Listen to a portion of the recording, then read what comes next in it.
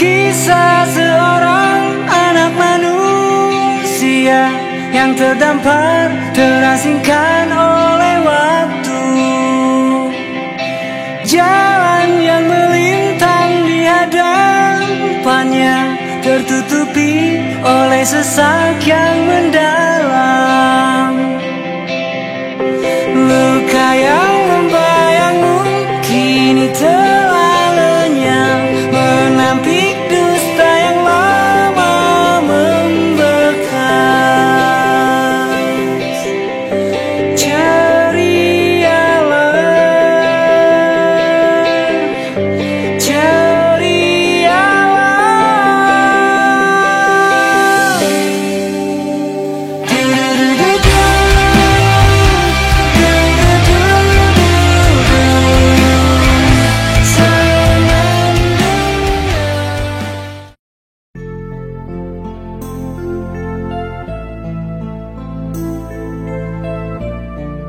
Selamat pagi semuanya. Kali ini SMP Negeri 2 Kroya Cilacap bersama Dewangga sedang berada di Kota Tua. 2, 3, gaya resmi dulu. Pak Guru monggo. Monggo Bapak Ibu Guru. Semuanya gaya resmi dulu. 1, 2, gaya resmi. 1, 2, 3. Oke, gaya bebas. 1, 2, 3. Sekali lagi lebih heboh. 1, 2, 3. Pagi. Luar biasa. Semangat pagi. Pagi, luar biasa. Espero. Espero. Orang abang. Nyaman berwisata bersama.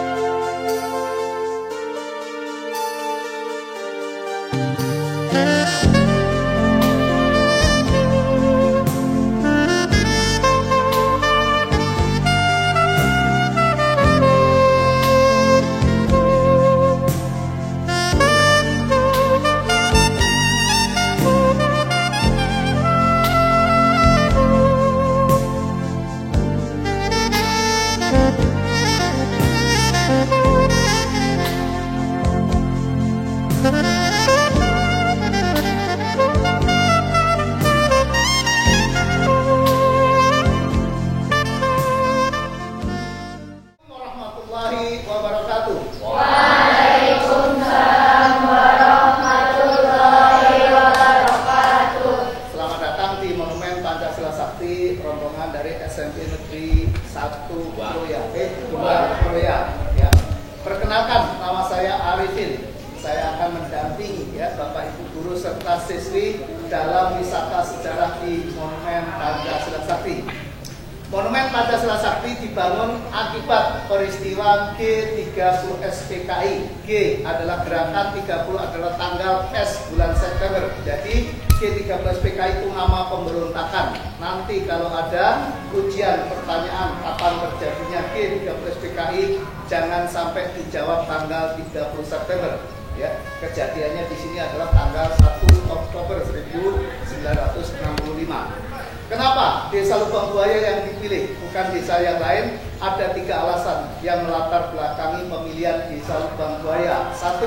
Janji Perdana Menteri Republik Rakyat Cina, namanya Chon Ilai, berjanji kepada PKI akan memberikan senjata gratis kepada PKI sebanyak 100.000 bujuk senjata. Kedua, Desa Lubang Buaya dekat dengan pangkalan militer Halim Perdana Kusuma. Dan yang ketiganya, Desa Lubang Buaya di tengah-tengah perkebunan karet. Asumsi mereka, senjata mereknya Chung dari Cina masuk ke Indonesia paling cepat dan aman adalah melalui pangkalan militer. Sampai di pangkalan militer mau dibagikan kepada anggota PKI biar tidak menimbulkan iri partai yang lain. Kenapa menimbulkan iri? Karena PKI hasil pemilu tahun 55 terbesar nomor 1 Partai Masyumi, nomor 2 Partai PNI, nomor 3 Partai Nahdlatul Ulama, dan keempat PKI. Kalau PKI bisa membagi senjata, kenapa yang lain tidak? Biar tidak menimbulkan iri saat membagi senjata, diadakanlah pelatihan, namanya sukarelawan dan sukarelawati. Silakan yang baru datang menyesuaikan, langsung merekam. Nanti kalau kurangnya ditambahi, tanya teman-temannya. Ya. Siapa yang dilatih? Di sini ada 7 kelompok yang dilatih, ya. Namanya sukarelawan, sukarelawati. Yang dilatih adalah 1. Pemuda Rakyat, 2 Barisan Tani Indonesia, 3 Gerakan Wanita Indonesia, dan yang keempat adalah Front Demokrasi Rakyat. 3 Organisasi Buruh PKI. Saat itu belum ada organisasi buruh PKI, tapi namanya Jawatan, ya, Jawatan Perkeretaapian. Yang nomor 6 Jawatan Perhotelan, dan yang ke-7 Jawatan Pertelekomunikasian. Kenapa pelatihan dibolehkan atau tidak dilarang? Karena Presiden Soekarno saat itu berencana mengadakan konfrontasi dengan Malaysia. Bahasa yang terkenal saat itu adalah Ganyang Malaysia. Mereka yang dilatih di sini dipersiapkan untuk mengganyang Malaysia. Pelatihan terjadi sebanyak 7 kali pelatihan. Total yang dilatih 3.700 orang. Ya. Siapa yang melatih? Yang melatih 2 pasukan elit dari TNI Angkatan Udara. Dulu namanya PGT. Pernah berubah menjadi Pasgat, pernah berubah menjadi Paskas, sekarang namanya kembali ke Kopasgat. Ya, dulu dipimpin Mayor Udara Sujono. Pasukan yang kedua dipimpin oleh Mayor Udara Gatot Sutrisno. Nama pasukannya adalah P3AU, singkatan dari Pasukan Pengawal Pangkalan Angkatan Udara. Setelah dilatih di sini, DNID menghadap Presiden Soekarno. Kami, pemuda-pemudi PKI, telah siap untuk mengganyang Malaysia. Sebelum kami diberangkatkan untuk mengganyang Malaysia, angkat dulu kami menjadi angkatan kelima, namanya buruh tani yang dipersenjatai.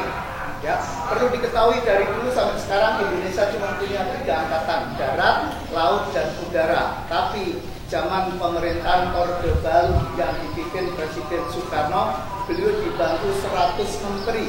Di TNI diberi 4 menteri, ya. 1. Menpangap, Menteri Panglima Angkatan Kepolisian, Menpangal, Menteri Panglima Angkatan Laut, Menpangat, Menteri Panglima Angkatan Darat, dan Menpangau, Menteri Panglima Angkatan Udara. Akhirnya Presiden Soekarno meminta bantuan kepada Menteri Panglima Angkatan masing-masing agar memberikan saran masukan, ya.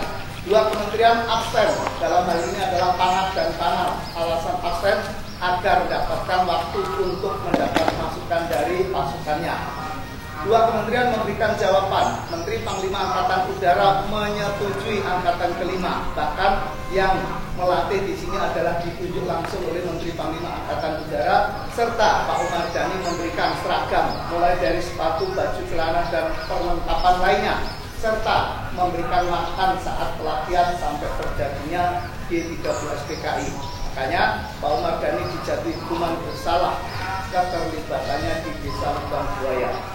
Menteri Panglima Angkatan Darat Letnan Jenderal Ahmad Yani menolak keinginan PKI mendirikan angkatan kelima. Alasannya, PKI belum punya senjata, masih menggunakan senjata ala kadarnya, ala kedaerahan.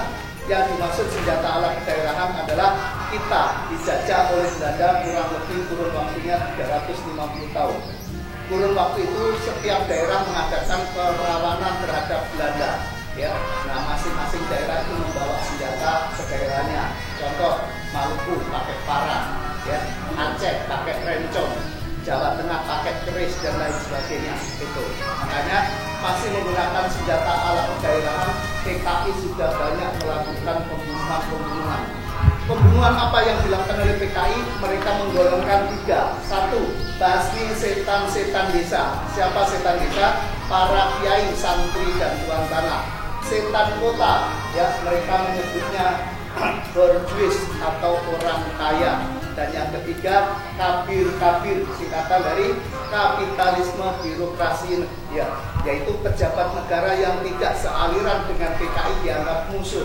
Makanya zaman dahulu banyak lurah, camat, pedono, mantri, polisi, dan lainnya diculik PKI tanpa diketahui kesalahannya. Itu. Dan yang terakhir yang berhubungan dengan G30 PKI.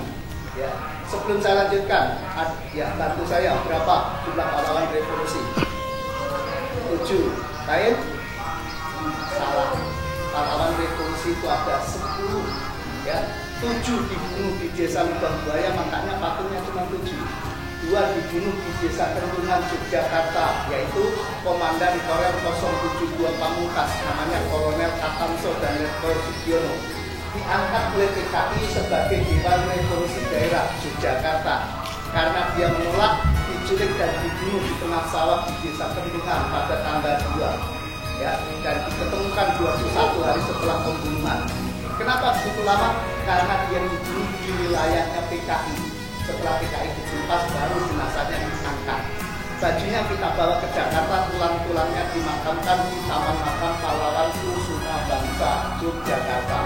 Dan 1 seorang polisi, ya. Pahlawan revolusi ada 10, 9 dari TNI Angkatan Darat, 1 dari kepolisian. Namanya Brigadir Polisi Karol Sasutubun. Saat rumah Jenderal Abdulaziz Nasution dikepung oleh orang-orang PKI, ya, yang berdarah Cakrawirawa, istri beliau bangun lebih dulu, menutup pintu dengan badannya dan memberikan kode kepada Jenderal Abdulaziz Nasution agar melarikan diri. Beliau bangun tidur langsung melompat pagar di belakang rumahnya. Di atas pagar itulah terdengar suara tembakan. Putri beliau namanya Adi Irma Suryani Nasution tertembak 4 kali, 3 kali kena punggung Adi Irma Suryani, sekali kena tangan tantenya. Sempat dirawat di rumah sakit Gatot Subroto selama 6 hari. Hari ke-7-nya meninggal dunia. Dia tidak diangkat menjadi pahlawan karena usianya baru 5 tahun. Tapi dia dikasih penghargaan oleh pemerintah, namanya Perisai Kusuma Bangsa. Ada yang tahu apa itu perisai? Apa? Ada yang tahu perisai apa? Zaman kerajaan itu perisai itu adalah tameng atau pelindung. Maksudnya karena tertembaknya Adi Irma Suryani, Jenderal A.H. Nasution lolos dari penculikan. Makanya diberi nama Perisai Kusuma Bangsa. 2 orang ditangkap PKI sebagai korban. 1 orang karena gantengnya mirip dengan Pak Nasution ditangkap PKI dikira Pak Nasution. Ibunya orang Prancis, bapaknya orang Manado. Ya, di Jakarta tugasnya sebagai dokter di RSCM. Ya, mendengar suara tembakan dia keluar dari posnya, dari kamarnya. Di sanalah dia disergap oleh orang-orang PKI. Berhenti, siapa kamu? Dia menyebut saya ADC Nasution.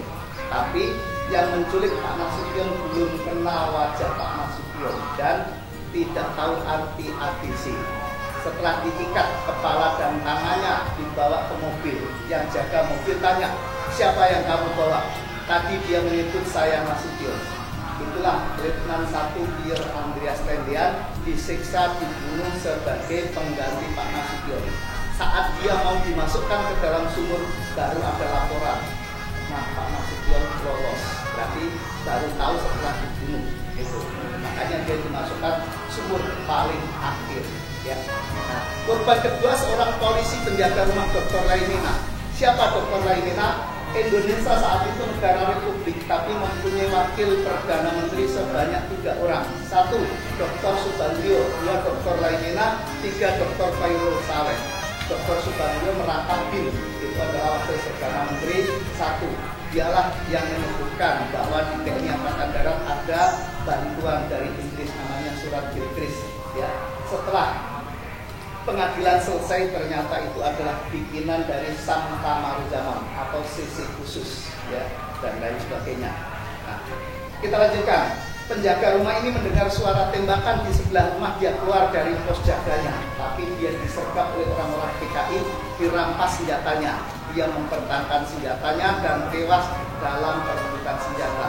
Akhirnya diangkat menjadi pahlawan revolusi nomor 10. Saat penculikan 3 jenderal langsung dibunuh di rumahnya.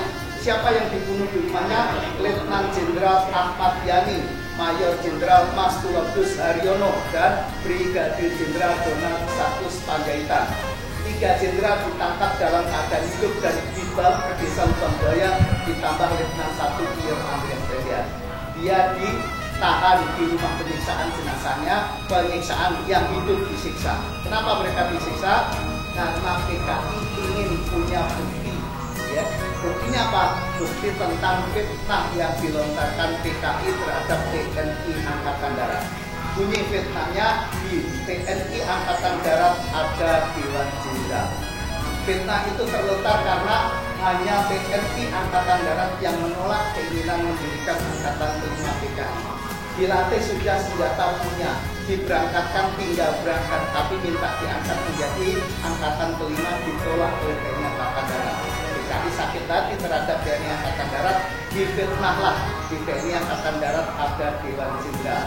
Rencananya penculikan itulah yang terkenal dengan nama G30S PKI.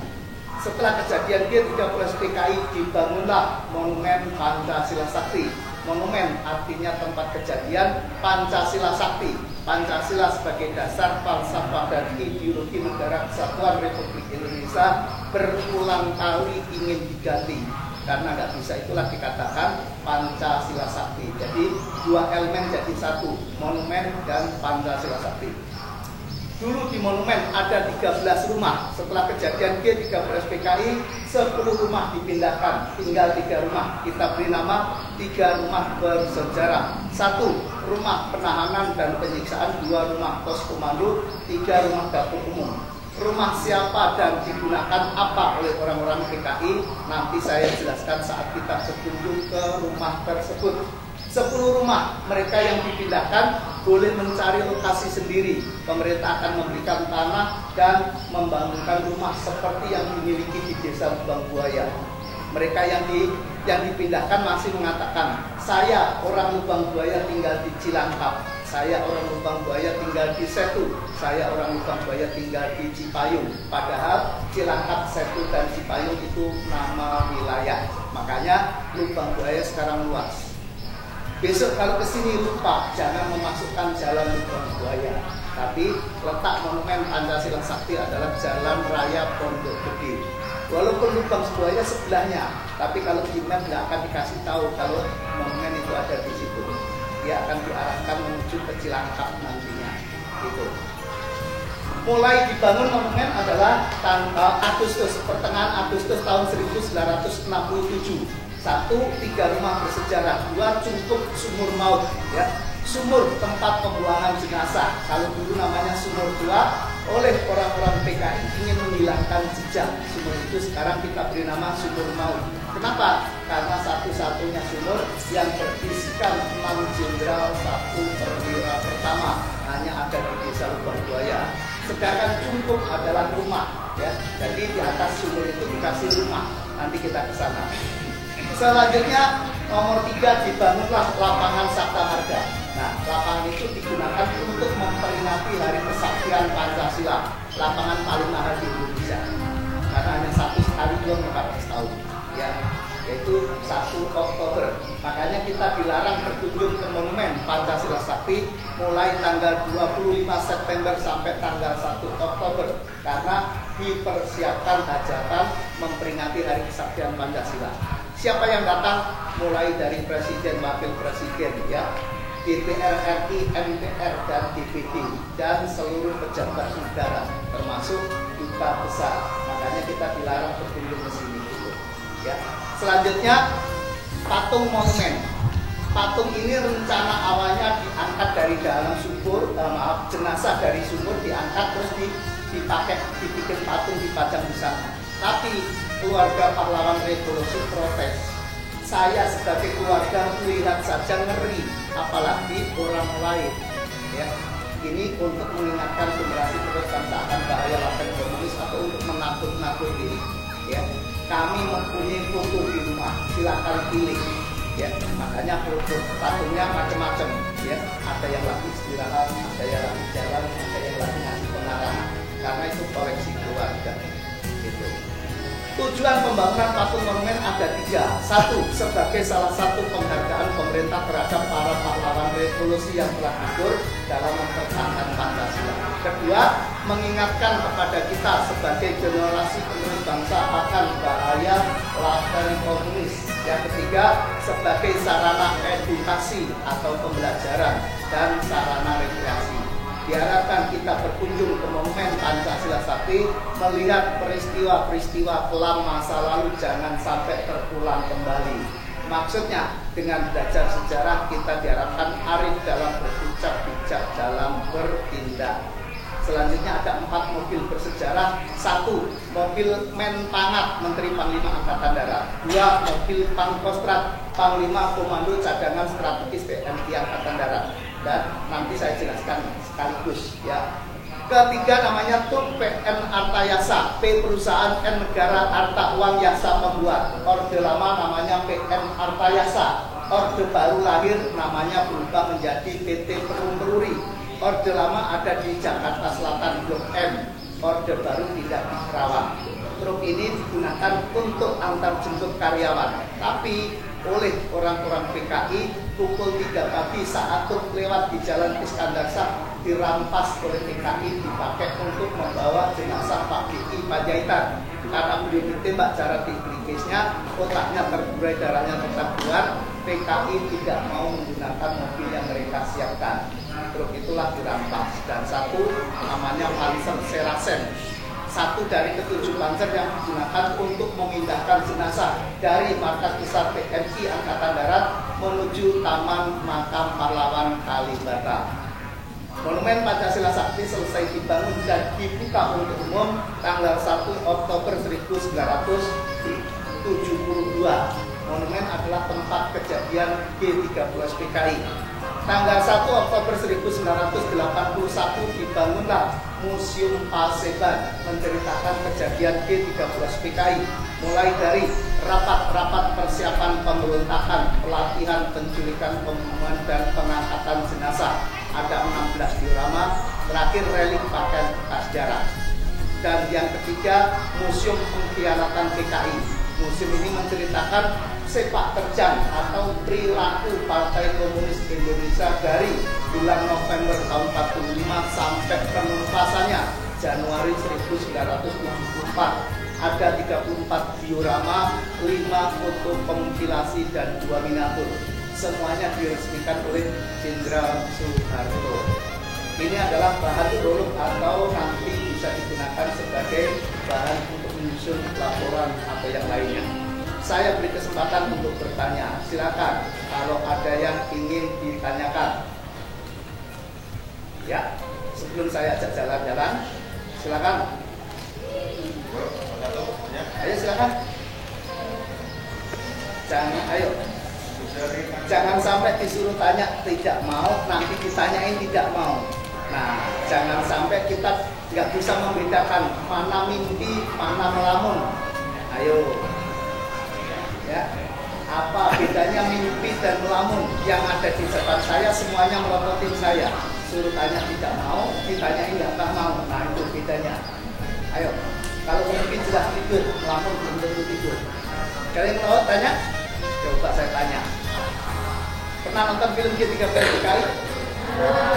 Ya, ada yang pernah, ada yang belum. Ya, di sana ada orang naik sepeda bawa bendera PKI, ada orang naik Vespa bawa bendera PKI, dan ada yang bawa truk bawa bendera PKI.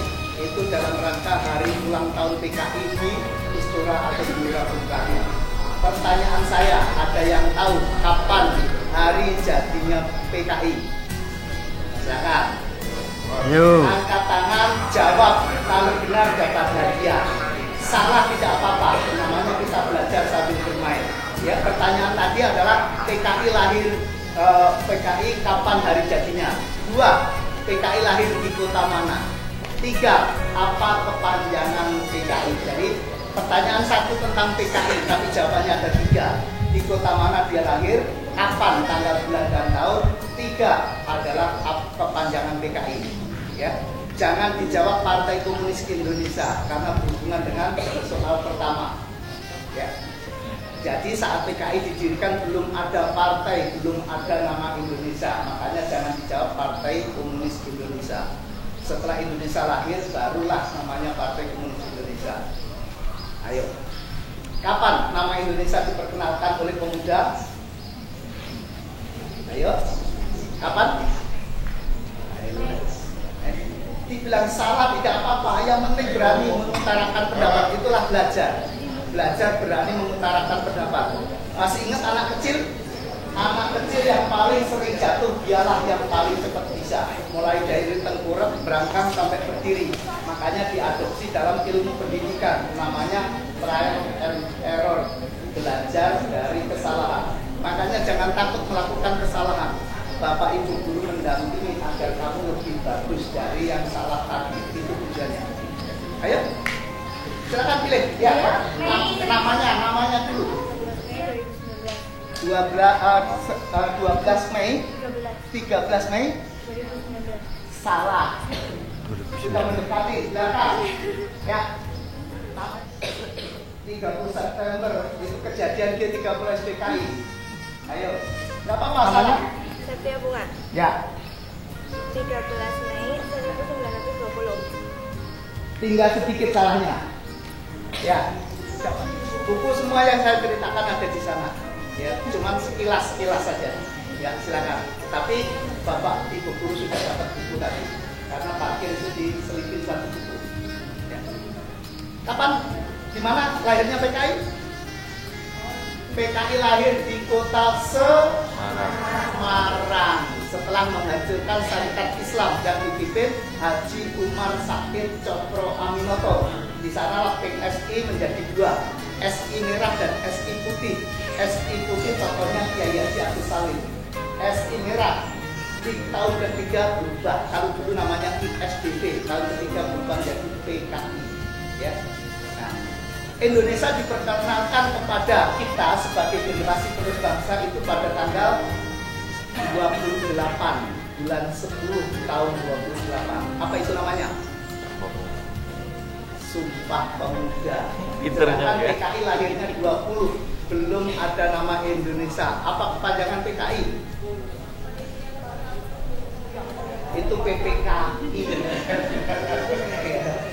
Beda. Ya, kalau pakai persiapan itu jelas itu PKI gitu.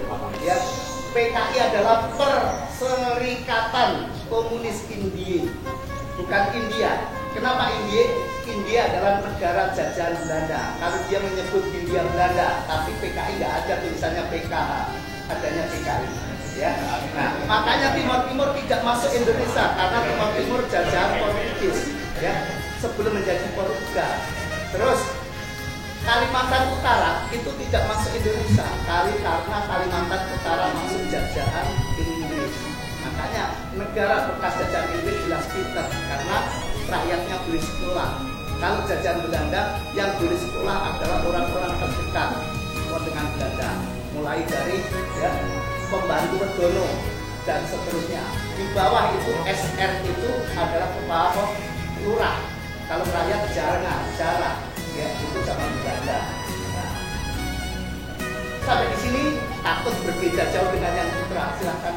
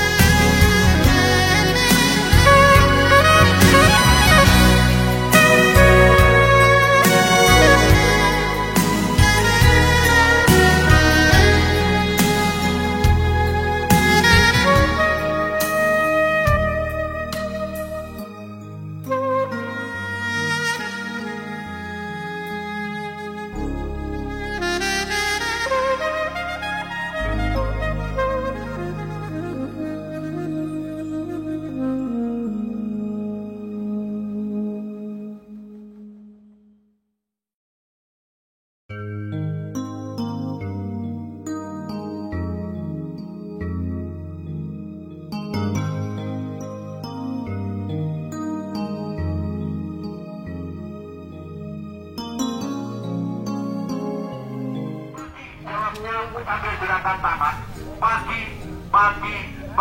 Yang kedua, masih adakah semangat di matamu? Jawabnya ada, tapi tangan dua. Ada. Dan nanti yang ketiga mana? Jawabnya iya. Yang keempat, satu. Selamat pagi. Masih adakah semangat di matamu? Mana? Pancasila.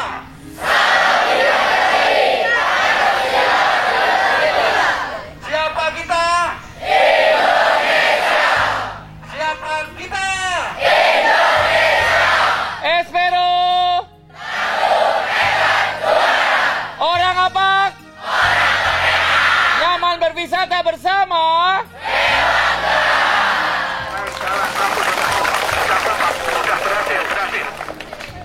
Dua, tiga.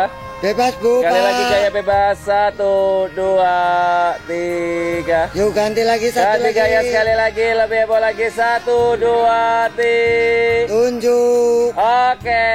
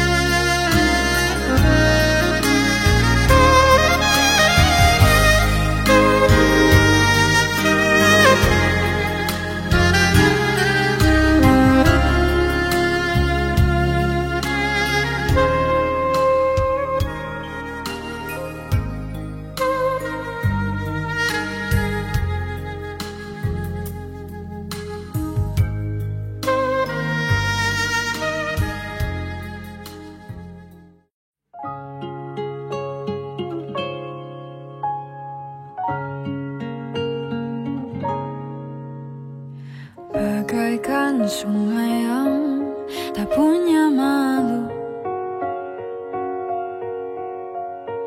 mengalir meskipun terancam surut. Lalu kakimu melangkah ke rumahku, setengah melirik mencoba rayu. Apa yang kau inginkan dari senyumku ya Tuhan? sekali kau lukiskan bintang untukku.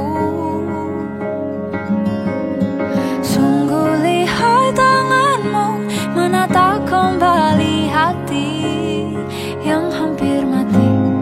Kan ku letakkan hangat di tengah dekat kita. Jangan biarkan ku pulang ke rumah yang bukan engkau.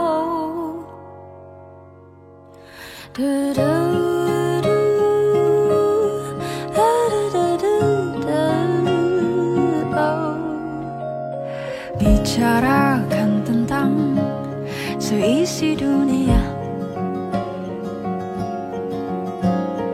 perlahan mendekat. Bisikan cinta membuatku terlena ke dalam pesona sukma yang begitu indah. Apa yang kau inginkan dari senyumku yang